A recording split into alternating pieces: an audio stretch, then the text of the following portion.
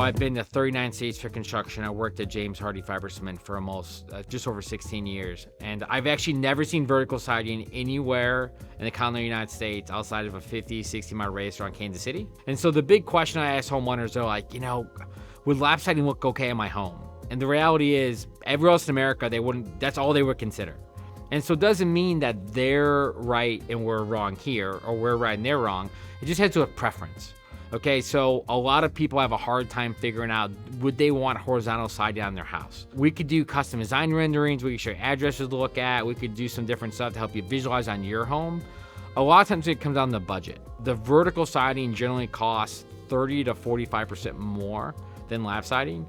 And so we have a lot of clients who I think would probably prefer the vertical siding, but once they realize it's going to completely push them out of their budget, or it means they can't get a new front door, new windows, a lot of them go towards the lap siding. And so the lap siding has a few benefits. One, it's much better for draining and deflecting water.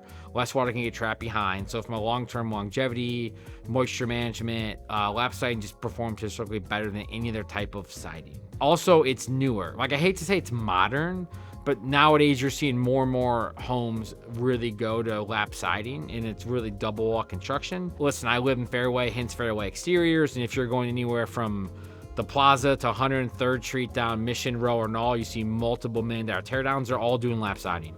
And so if it has to do with, well, does my $500,000 home fit that?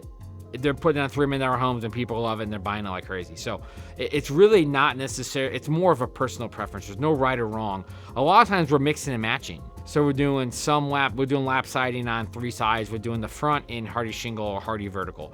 We're doing Hardie vertical in peaks and gables, and we're doing lap siding in other places. So there's ways to really jazz up and really spruce up the front of your home or parts of your home and mix and match different materials with stone or brick or stucco, as well as James Hardie.